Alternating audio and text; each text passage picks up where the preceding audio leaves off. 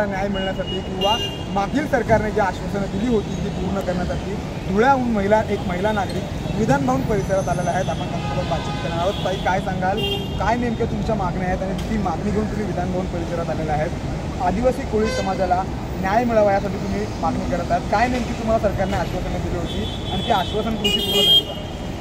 माझं नाव गीतांजली कोळी। ही समस्त महाराष्ट्रातील आमच्या आदिवासी ढोर कोळी, टोकरे कोळी, मल्हार, महादेव कोळी हे जवळजवळ महाराष्ट्रात 60 लाख यांची संख्या आहे। म्हणजे आदिवासी जे 45 जमाती त्यांच्यापैकी फक्त आदिवासी कोळ्यांची संख्या महाराष्ट्रात 60 लाख कोळी आहेत आणि या 60 लाख कोळ्यांच्या जीवावर पूर्ण आदिवासी मंत्रालय हे चालतं। त्याच्यावर 25 आमदार हे आदिवासींचे निवडून येतात, 4 खासदार निवडून येतात।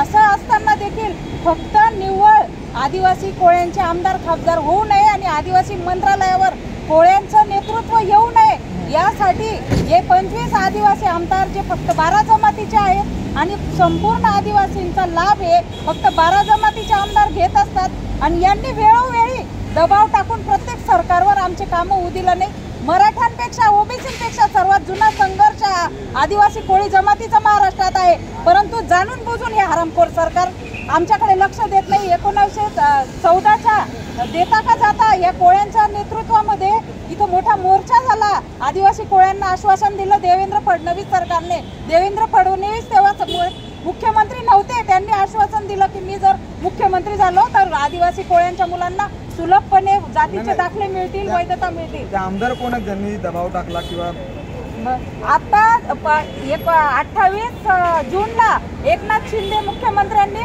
विधानसभेमध्ये आमची मीटिंग लावली होती महत्वाची प्रश्न सुटण्यासाठी। त्या मीटिंगला रद्द करण्यासाठी आमदार जिरवळ, लाज वाटते या आमदार जिरवळांची हे सभापती मनवतात आणि त्या सभापती पदावर असताना एक माणूस आदिवासी कोळ्यांची मीटिंग रद्द करण्यासाठी प्रयत्न करतो। ही अतिशय लाजरवाणी, लज्जास्पद गोष्ट आहे। यांना पाठपुरावा करणारे आम्ही निवडून दिलेले आमदार मंजुळा गावित, आमशा पाडवी, विजय कुमार गावित, जिरवळ, सुनील भुसारा, तसेच लहान मोठे किरण लहान मोठे आमदार हिरामन खोसकर या सगळ्यांनी जाणून बुजून षडयंत्र करून आमची मीटिंग मंजुळा गावित यांनी मीटिंग रद्द केली 28ची। मग परत आम्ही जोडोमार आंदोलन पूर्ण महाराष्ट्रभर करण्यात आलं यांच्या विरोधात। त्याच्यानंतर जोडेमार आंदोलन केल्यानंतर आमची मीटिंग लागली 8 जुलैला। परत पावसाचं नाटक करून यांनी परत ही मीटिंग रद्द केली। आता फक्त 2 दिवस अधिवेशनाला उरलेले आहेत। आरोप करताय ते जे आदिवासी आमदार आहेत ते तुमचं दाबण्याचा प्रयत्न करतात?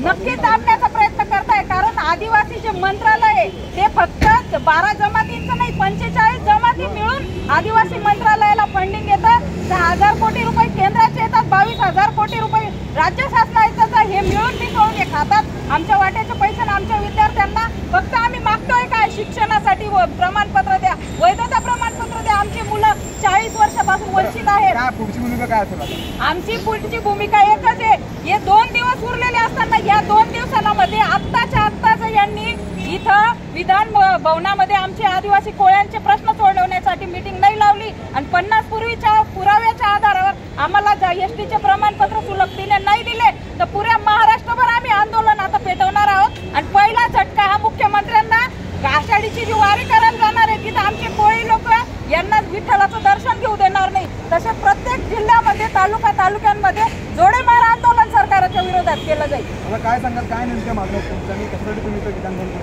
संभाजी पाटील उपाध्यक्ष माझी मागणी एवढीच होती की यावर्षी माझा टोटली समाज नाराज होता।